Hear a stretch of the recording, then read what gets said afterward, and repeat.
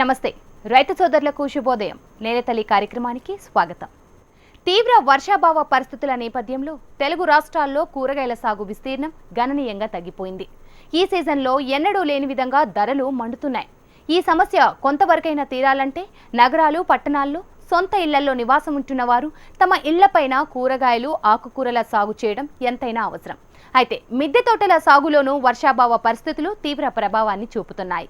ఈ నేపథ్యంలో మిద్దె తోట సాగుదారులు మొక్కల పెంపకంలో ఎలాంటి జాగ్రత్తలు తీసుకోవాలి, అదేవిధంగా వర్షాకాలంలో వచ్చే చీడపీడలను నివారించాలంటే ఏ ఏ పద్ధతులను అనుసరించాలి తెలుసుకుందాం ఇవాల్టి నేలతల్లి కార్యక్రమంలో.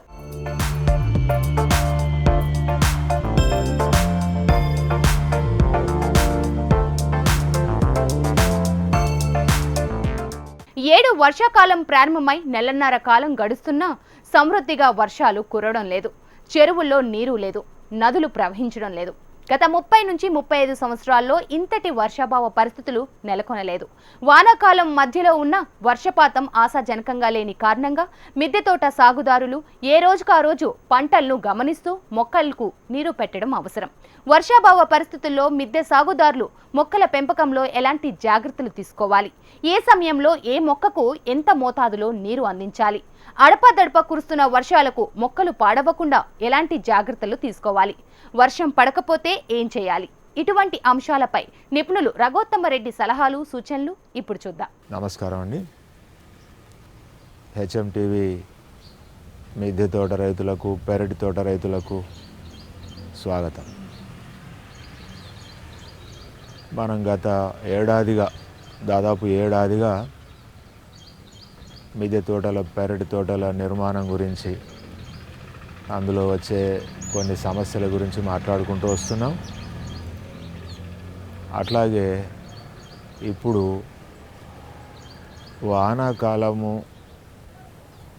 వానాకాలంలో మిద్దె తోటల్లో, పెరటి తోటల్లో తీసుకోవాల్సిన జాగ్రత్తల గురించి ఇప్పుడు మాట్లాడుకుందాం. మనం వాతావరణం చల్లబడ్డది, 2-3 వర్షాలు పడ్డాయి, కానీ పెద్దగా చెరువుల్లోకి నీరేమి రాలేదు, నదులేమి ప్రవహించడం లేదు.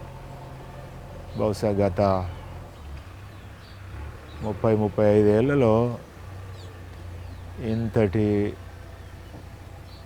వర్షపాతాలేమి ఉన్న సంవత్సరాన్ని నేను చూడడం ఇదే మొదటిసారి. బయట రైతులైతే ఏవో అడపాదడపా పడ్డాయి, కొద్దిపాటి వర్షాలకు వాళ్ళు విత్తనాలు విత్తుకున్నారు, కానీ ఆ మేరకు ఏదో నడుస్తుంది, కానీ నీరు వచ్చే వానలు అయితే ఇప్పటి వరకు పడలేదు. వాతావరణం కొంచెం చల్లబడ్డది, కానీ మరి వానాకాలం మధ్య భాగం, నిజానికి మనం వానాకాలం మధ్య భాగంలో ఉన్నాం, కానీ ప్రారంభంలో ఉన్నట్టుగానే వాతావరణం ఉంది. నెలన్నర వానాకాలం గడిచింది కనుక నెలన్నర క్రితమే మిద్దె తోటలు, పెరటి తోటల్లో విత్తనాలు విత్తుకున్న వాళ్ళు ఇప్పుడు అవి తీగ జాతులైతే తీగలు పారే దశలో ఉంటాయి, పొద జాతులైతే కాస్త పెరిగే దశలో, బెండ అయితే మొగ్గకు వచ్చే దశకు కూడా ఇప్పుడు ఉంటుంది. నీరు పెట్టనవసరం లేని విధంగా వర్షపాతం ఏమీ లేదు కనుక ఏ రోజుకు ఆ రోజు గమనిస్తూ మొక్కలకు నీళ్లు పెట్టుకోవడం మంచి పద్ధతి. తెలియని వాళ్ళు, అంటే నీరు ఎట్లా పెట్టాలి, ఏ మొక్కకు నీరు ఎంత అవసరం అని తెలియని వాళ్ళు మధ్యాహ్నం పూట మిద్దె తోటలోకి వెళ్ళి చూస్తే మొక్కలు వడలినట్టు కనబడితే మొక్కలకు నీరు అవసరం. మిద్దె తోటల వాళ్ళు వర్షం పడకపోతే ప్రతిరోజు మొక్కలకు నీరు పెట్టవలసి ఉంటుంది. పెరటి తోటల వాళ్ళకి అంత అవసరం ఉండదు. ఒకసారి వర్షం పడ్డది అంటే, లేదా ఒకసారి నీరు పెట్టామంటే 3-4 రోజులు, 4-5 రోజులు, వారం రోజుల వరకు కూడా మనం నీరు పెట్టకపోయినా కూడా పెరటి తోటల్లో గడుస్తూ ఉంటుంది. అవి కూడా లేత మొక్కలైతే పైన మనం స్ప్రే చేసినట్టు చేసుకోవాలి. లేత మొక్కలైతే వేర్లు పైనే ఉంటాయి కనుక లోపలి తేమను ఉపయోగించుకో కనుక మనం లేత మొక్కలైనా కూడా పెరటి తోటల వాళ్ళైనా మిద్దె తోటల వాళ్ళైనా అవి లేత మొక్కలైతే మట్టి పై పొరను తడిసేలాగా నీరును స్ప్రే చేసుకోవాల్సి ఉంటుంది. ఎక్కువ పెట్టకూడదు, ఎందుకంటే లోపల తేమ ఉంటుంది. అంచేత అట్లా ప్రతిరోజు టెర్రస్ మీదకి వెళ్ళి మధ్యాహ్నం పూట మొక్కలు వడలినట్టుంటే నీరు అవసరమని భావించి సాయంత్రం పెట్టండి లేదా ఉదయం పెట్టండి. మధ్యాహ్నం పూట నీరు పెట్టకపోవడం మంచిది. అదే సమయంలో ఈ అడపాదడపా కురుస్తున్న వర్షాలకు కావచ్చు, లేదా మనం నీరు పెట్టినప్పుడు కావచ్చు, కుండీలు కానీ, మడులు కానీ, బెడ్స్ కానీ, నీరు డ్రైనేజీ సౌకర్యం హోల్స్ ఉంటాయి, మనందరికీ తెలుసు. కుండీలకు, టబ్బులకు, గ్రో బ్యాగులకు కానీ డ్రైనేజీ హోల్స్ ఉంటాయి సైడ్స్కి. అవేమన్నా జామ్ అయినాయి అనేది కూడా ఈ వానాకాలంలో మనం జాగ్రత్తగా గమనించాలి. మనం పెట్టిన నీరు నిలిచి ఉంది కుండీల్లో అని మనకు కనపడుతుంది, అది నీరేమి కిందికి వెళ్ళటం లేదు, నీరు ఎక్కువై నిలిచింది అనేది మనకు తెలుస్తున్నప్పుడు హోల్స్ ఏమన్నా జామ్ అయినాయి అని ఒక రాడు, ఇట్లాంటి వేలు ప్రమాణంలో ఉన్న ఒక ఇనుప రాడుతోటి ఆ హోల్స్ని అన్నింటినీ కూడా మనం అసలు వానాకాలం ప్రారంభంలో అన్నింటి డ్రైనేజ్ హోల్స్ని మనం శుభ్రం చేసుకోవాలి. మధ్య మధ్య కూడా ఎందులోనైనా నీరు నిలుస్తుందా లేదా అని చూసుకొని మనం వాటిని ఆ హోల్స్ని క్లియర్ చేసుకుంటూ ఉండాలి. ఇది నీటి యాజమాన్యానికి సంబంధించి. వర్షాకాలంలో మిద్దె తోటల్లో చీడపీడలు సోకే ప్రమాదం ఉంటుంది. వీటిని నివారించాల్సిన అవసరం ఎంతైనా ఉంది. లేదంటే మొక్కల ఎదుగుదల ఆగిపోయి దిగుబడిపై ప్రభావం చూపుతోంది. అసలు వానాకాలంలో చీడపీడలు రావడానికి గల కారణాలేంటి? ఈ నేపథ్యంలో ఎలాంటి జాగ్రత్తలు తీసుకోవాలో ఇప్పుడు తెలుసుకుందాం. పొదజాతి కూరగాయలన్నింటికి కూడా మొదళ్లకు మట్టిని ఎగదోసుకోవాలి. అవి ఇప్పుడు ఫీటు, అరఫీటు పెరిగి ఉంటాయి కనుక మట్టిని ఎగదోయడం వల్ల కాస్త మొదళ్లకు సపోర్ట్ ఉండి ఈ వర్షాలు ఏమైనా ఎక్కువ కొట్టినప్పుడు కానీ, వర్షం కొట్టి గాలి వచ్చినప్పుడు కానీ, నీటి బరువు కానీ మొక్కలు పడిపోకుండా నిటారుగా ఉండాలంటే ఆ మొదళ్లకు మట్టిని మనం ఇలాగ ఒరల్లాగా మట్టి పోసుకోవాలి. వేర్లు దెబ్బతినకుండా దాన్ని అంతరకృషి చేసి మొదళ్లకు మట్టిని ఎగదోసుకోవాలి. అదే సమయంలో నెల రోజుల వయసున్న బెండ మొక్కలు కానీ, నెల 15 రోజులకు వచ్చినాయి కానీ కాస్త మీరు వర్మీ కంపోస్ట్ దొరికితే మంచిది. స్వచ్ఛమైన సహజసిద్ధమైన వర్మీ కంపోస్ట్ దొరికితే పైపాటుగా కొంచెం వర్మీ కూడా వేసుకోవచ్చు, కూరల్లో ఉప్పులాగా. అంతే, ఆ ప్రమాణంలో వర్మీని ఆ మొక్కల చాళ్ళ మధ్య కాస్త వర్మీ వేసుకొని మళ్ళీ వాటర్ స్ప్రే చేసుకుంటే ఈ వర్మీ ఇన్స్టెంట్ ఆహారం లాగా ఉపయోగపడుతుంది వాటికి. సో అందువల్ల మొక్కల మధ్య అంతర కృషి చేసి వాటికి మొదళ్లకు మట్టిని ఎగదోసుకోవటం ఒక పద్ధతి. తర్వాత పూత దశకు వస్తూ ఉంటాయి కనుక మెల్లిమెల్లిగా పేను ఆశించే ప్రమాదం ఉంటుంది. వంగ, బెండ, బీర, సోర, కాకర ఇట్లాంటి వాటికి పేను, ఆకుల అడుగు భాగాన పేను చేరి రసాలను పీల్చి ఆకులు గిడసబారి ముడుచుకుపోయేలా చేసి మొక్కలను ఎదగకుండా చేస్తాయి. చాలా తీవ్రమైన నష్టం జరుగుతుంది పంటకి. సో అందువల్ల బాగా పేను సోకినట్టయితే పేను సోకిన ఆకులన్నింటినీ తెంపి, అంటే ముదురు ఆకులను, మరీ లేత పై ఆకులను కాకుండా ముదురు ఆకులను అన్నింటినీ కూడా ఒక బాస్కెట్లో తెంపి వేసుకుని దూరంగా తోట నుంచి పారేయటం మంచిది. ఇంకా మిగిలిన లేత ఆకులకు ఏమైనా పేను ఉన్నట్టయితే చేతివేళ్ళతో మనం ఇలా నలిపివేయచ్చు. నిజానికి చేతుల్ని మించిన చీడపీడల నివారణలో చేతుల్ని మించిన సాధనం లేదని మనం అనుకుంటూ ఉంటాం కనుక చేతివేళ్ళతో కూడా సున్నితంగా నలిపేసి, లేదా పురుగులు ఉంటే, కాయ తొలుచు పురుగులు ఉంటే ఏరేసి, ఆకు తొలుచు పురుగులు ఉంటే ఏరేసుకోవచ్చు. అది పొద్దుడి పూట చేస్తే మంచిది. ఇక మిగిలిన కాండాలకు కానీ, చిన్న కొమ్మలకు, రెమ్మలకు కానీ పేను మిగిలి ఉంటే వేప నూనెను, అది కూడా శుద్ధమైన వేప నూనె, మెడికల్ షాపుల్లో అమ్మేది బాగా శుద్ధంగా ఉంటుంది, అది కొనుక్కోవడం మంచిది. బయట పెస్టిసైడ్స్ షాపుల్లో అమ్మే వేప నూనెలో పెస్టిసైడ్స్ కూడా కొంత కలుపుతూ ఉన్నారు. సో కనుక శుద్ధమైన వేప నూనెను మెడికల్ షాపుల్లో కొనుక్కోవచ్చు. ఆ వేప నూనెను లీటర్ నీళ్ళకి 10 ml వేప నూనె పోసి ఆకుల అడుగు భాగాలు, పై భాగాలు, చిగుళ్ళు, కాండాలు తడిసేలాగా స్ప్రే చేసుకుంటే పేను నివారించబడుతుంది. మొదటిసారి స్ప్రే చేసిన తర్వాత 4-5 రోజుల తర్వాత లేదా వారం తర్వాత మరొకసారి స్ప్రే చేసుకుంటే ఎక్కడైనా ఉన్న పేను నశిస్తుంది. అయితే మనం 2-3 రోజులకు ఒకసారైనా సరే ఆకుల అడుగు భాగాలు చూస్తూ ఉండాలి, పేను ఏమన్నా సోకిందా లేదా అని. పేను ఎక్కువ సోకినా, తక్కువ సోకినా మొక్కల మీద ఎర్రచీమలు పారుతూ ఉంటాయి, అది గుర్తించవచ్చు. మొక్కల మీద ముఖ్యంగా బెండ మొక్కల మీద ఎర్రచీమలు తిరుగుతున్నాయి అంటే వాటి ఆకులు అడుగు భాగాన పేను చేరిందని మనం అర్థం చేసుకోవాలి.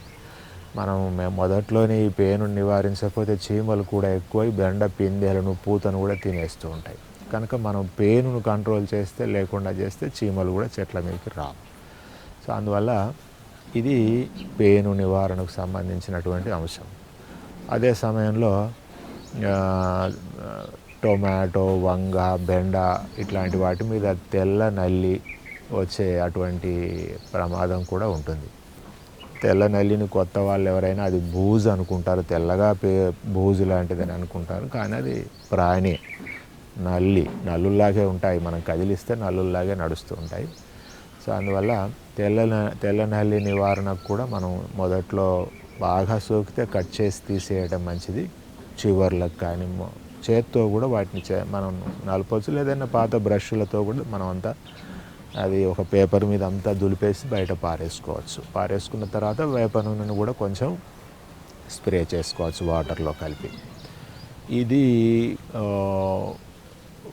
తెల్ల నల్లి సోకినప్పుడు తీసుకోవాల్సినటువంటి జాగ్రత్తలు. ఆ తర్వాత ఇప్పుడు బీర, తీగ జాతులు ఉన్నాయి. సోర, బీర, పొట్ల, కాకర, బూడిద గుమ్మడి లాంటి తీగ జాతులు ఉన్నాయి. ఈ తీగ జాతులన్నీ కూడా ఇప్పుడు మీటరు, 2 మీటర్లు, 3 మీటర్ల దాకా పెరిగి ఉంటాయి. వానాకాలం ప్రారంభంలో నెలన్నర కింద దాటినాయి. ఇప్పుడు 2 మీటర్ల వరకు పెరిగి ఉంటాయి తీగలు. తప్పనిసరి వీటికి అన్నిటికి కూడా మనం దారాలు కట్టి మనం సపోర్ట్ ఇస్తే పైకి ఎగబాకుతాయి. పైకి పాకడం వల్ల గ్రోత్ ఎక్కువ ఉంటుంది. మనం సమాంతరంగా తీగ జాతులను సమాంతరంగా పారించడం వల్ల గ్రోత్ తక్కువ ఉంటుంది. మనం నిలువు పందిళ్ళు, మనం ఇంతకుముందు ఎపిసోడ్లో చెప్పుకున్నాం, టెర్రస్ గార్డెన్ చుట్టూ, పారాపిట్ వాల్ చుట్టూ నిలువు పందిళ్ళు కట్టుకొని మనం తీగ జాతులన్నింటినీ కూడా ఆ నిలువు పందిరికే పెంచుకొని పైకి పాకించడం వల్ల గ్రోత్ ఎక్కువ ఉంటుంది. చాలా భూమి ఆకర్షణ శక్తికి వ్యతిరేక దిశలో మొక్కలు పెరగడానికి ప్రయత్నం చేస్తే అందువల్ల గ్రోత్ ఎక్కువ ఉంటుంది.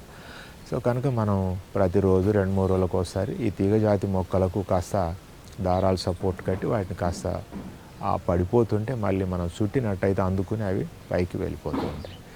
ఈ తీగ జాతి మొక్కలకు సంబంధించి మనం ఇట్లాంటి శ్రద్ధ తీసుకోవాలి. చీడపీడల నివారణ కూడా సేమ్ ఇట్లాగే తీగ జాతులకు కూడా ఇవే చీడపీడలు సోకే ప్రమాదం ఉంటుంది. కనుక మనం తీగ జాతులకు కూడా ఇవే ఏర్పాట్లు, మనం ఇవే చర్యలు తీసుకోవాల్సి ఉంటుంది.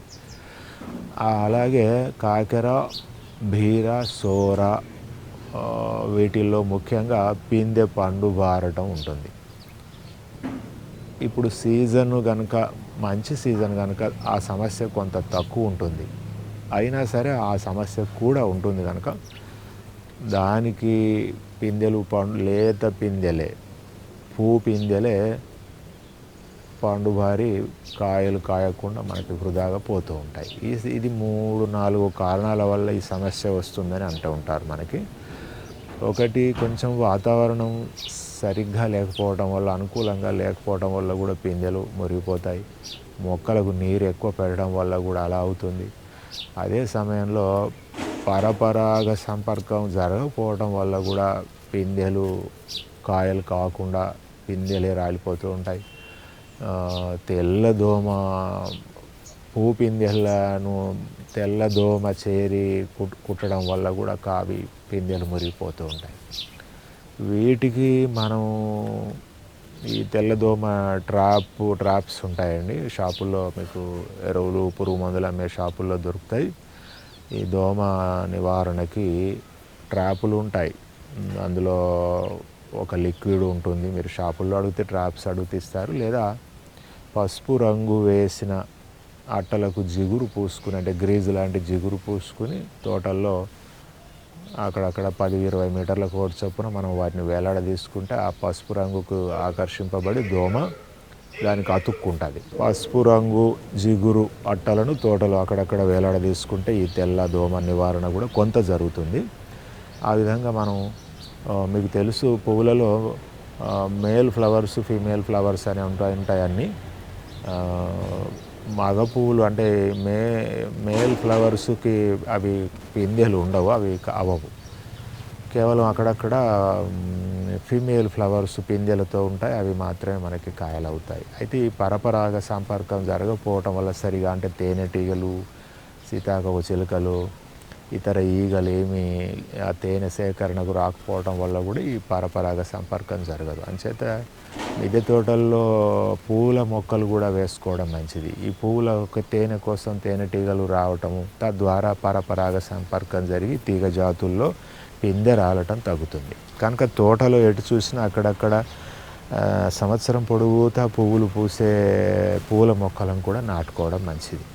ఈ పరపరాగ సంపర్కం సమస్య కొంత మనకి వాటి వల్ల తేనెటీగల వల్లనే నిజానికి ఇదంతా జరుగుతూ ఉంటుంది. ఫలదీకరణ జరగటం అనేది తేనెటీగల ద్వారా జరుగుతుంది, మనందరికీ తెలుసు.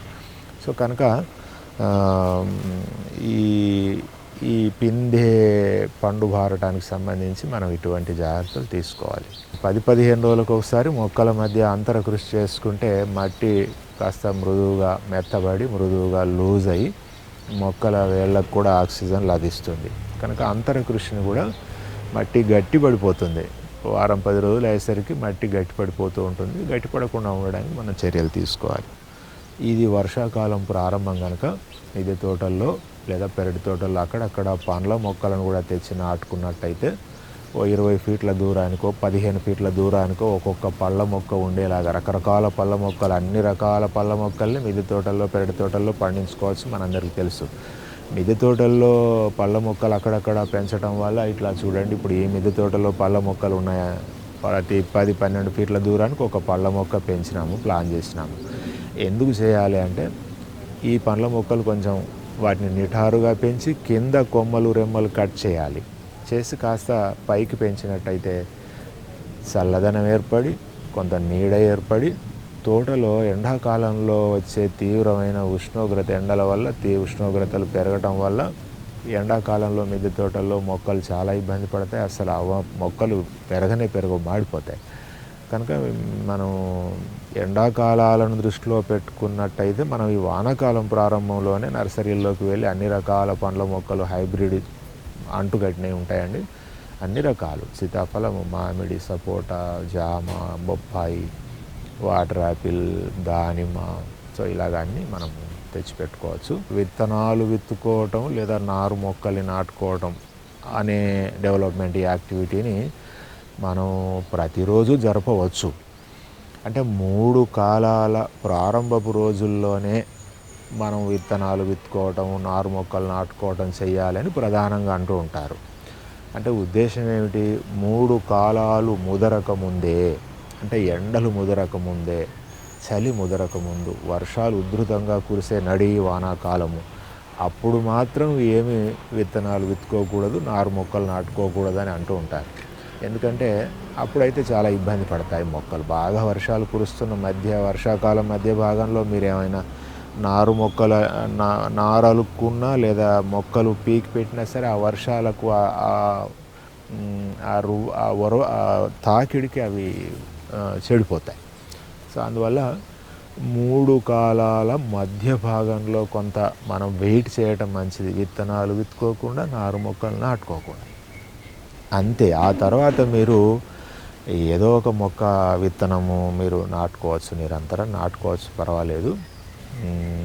సీజన్ ప్రారంభంలో నాటినంత బాగా రాకపోవచ్చు, కానీ సీజన్ దాటిన తర్వాత కూడా మనం విత్తనాలు విత్తుకోవటం వల్ల, నారు మొక్కలు నాటుకోవటం వల్ల పెద్దగా ప్రమాదం ఏం లేదు, నష్టం ఏం లేదు.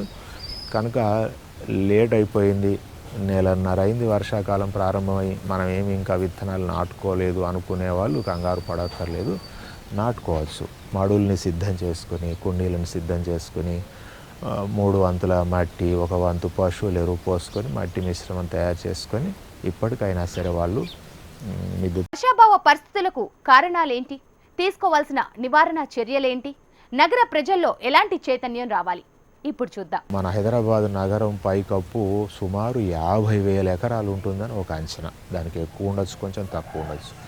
ఒక్కసారి ఆలోచించి చూడండి, ఇప్పుడు మా టెర్రస్ లాగే కనుక హైదరాబాద్ మొత్తం టెర్రస్ అయినట్టయితే ఈ పరిస్థితి ఎదురయ్యేదా?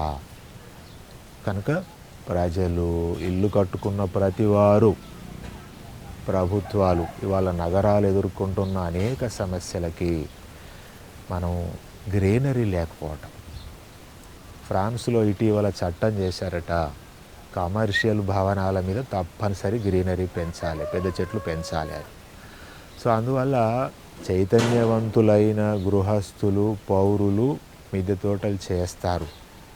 కానీ హైదరాబాదులో మహా అయితే ఓ 4-5 వేల మంది చేస్తూనే ఉంటారు. లక్షలాది గృహాలు ఉన్నాయి. ఎంత పర్యావరణాన్ని నాశనం చేసి ప్రకృతి వనరుల్ని ఉపయోగించుకొని భూగోళాన్ని చెడగొట్టి మనం ఇల్లు కడుతున్నాం. ఒక నగరీకరణ జరిగింది అంటే ఎంతో లాస్ అవుతుంది. అటు ప్రకృతి పర్యావరణం లాస్ అవుతుంది. దానివల్ల సో చెడు జరుగుతుంది. సో కనుక మిద్దె తోటల చట్టం కూడా చేయవలసి ఉంటుంది అని నేనైతే ఈ సందర్భంగా ప్రభుత్వాలకు, ప్రజలకు మిద్దె తోటల చట్టం చేయమని మనం ప్రభుత్వం మీద కూడా ఒత్తిడి తీసుకురావాలి, డిమాండ్ చేయాలి. చైతన్యవంతులైన పౌరులు ఇట్లాంటి విషయాలను పట్టించుకోవాలని విజ్ఞప్తి చేస్తున్నాను. మిద్దె తోటల వల్ల అనేక ప్రయోజనాలు ఉన్నాయి. మనకు ప్రకృతి వల్ల ఎన్ని ప్రయోజనాలు ఉన్నాయో మిద్దె తోటల వల్ల అన్ని ప్రయోజనాలు ఒనగూరుతాయి మనకి. అందువల్ల మిద్దె తోట చిన్న సబ్జెక్ట్ కాదు, మహత్తరమైన ప్రకృతికి సంక్షిప్త రూపం మిద్దె తోటలు. ఒకసారి ఆలోచించి చూడండి, ఈ టెర్రస్ లాగే కనుక గ్రీనరీ మొత్తం నగరాల అన్ని పైకప్పుల మీద ఏర్పడితే వాతావరణం ఎందుకు మారదు? ఎందుకు గ్రీనరీ డెవలప్ అయ్యి వర్షపాతాన్ని ఆకర్షించదు? ఇవాళ ఉష్ణోగ్రతలు పెరిగినాయి, ఎయిర్ పొల్యూషన్ పెరిగింది, నగరాల్లో ట్రాఫిక్ రద్దీ పెరిగిపోయింది, పిల్లలు కూడా ఊబకాయం వచ్చి ఈ పెస్టిసైడ్స్ కూరగాయలు తినటం వల్ల భయంకరమైన క్యాన్సర్లు, మునుపు ఇన్ని క్యాన్సర్లు ఎక్కడి. కనుక ఎన్నో ప్రయోజనాలు ఉన్నాయి మిద్దె తోటల వల్ల లేదా పెరటి తోటల వల్ల. పెరటి తోటలు నిజంగా చేసుకోవడానికి అంత స్కోప్ లేదు పట్టణాల్లో. సో కనుక మిద్దె తోటలను తప్పనిసరి చేయించేలా ప్రభుత్వం చట్టం చేయాలని ఈ సందర్భంగా నేను విజ్ఞప్తి చేస్తున్నాను. విజ్ఞులైన పౌరులందరూ కూడా ఇళ్ళ మీద మిద్దె తోటలు చేసుకుంటే భవిష్యత్ తరాల దాకా పోవక్కర్లేదు. అబ్దుల్ కలాం గారు అన్నారు 2050 వరకు ఎంతటి దుర్భర పరిస్థితులు నెలకొంటాయో భూగోళం మీద ఆయన ఒక లేఖ రాశాడు ఎవరికో. ఆ లేఖలో ఉన్న పరిస్థితులు చూస్తే మనం భయపడాల్సిందే. సో అందువల్ల మన పిల్లల భవిష్యత్తు, తరతరాల భవిష్యత్తును దృష్టిలో పెట్టుకున్నట్టయితే పట్టణాలు 30% దాదాపు భూగోళం మీద ఆక్రమించి ఉంటాయి. ఇప్పటికే పట్టణాల విస్తీర్ణాలు తక్కువది కాదు. సో అందువల్ల ప్రభుత్వాలు, ప్రజలు అందరూ కూడా ఆలోచించి ఈ మిద్దె తోటల చట్టం చేయాలని అందరికీ విజ్ఞప్తి చేస్తున్నాడు. చట్టం చేసి ఊరుకోకుండా దాన్ని ఇంప్లిమెంట్ చేయడానికి కూడా యంత్రాంగం ఉండాలి. ప్రభుత్వాలు ఆర్థికంగా కూడా మిద్దె తోటలకు ప్రోత్సాహకాలు ఇవ్వాలి, అనేక సహాయాలు చేయాలి. ఇప్పుడు ఇస్తున్న కొద్దిపాటి సహాయం, తెలంగాణ ప్రభుత్వం ఇప్పుడు కొద్దిగా సహాయం ఇస్తుంది మిద్దె తోటలకు, అది ఎక్కడికి సరిపోదు. వేల కొద్ది జనాలకు సహాయాలు అందించాలి, ప్రోత్సహించాలి. మిద్దె తోట నగర పౌరులు ఎదుర్కొనే శారీరక, మానసిక, సామాజిక, ఆర్థిక అనేక రకాల సమస్యలకి మిద్దె తోటల్లో పరిష్కారం ఉంది.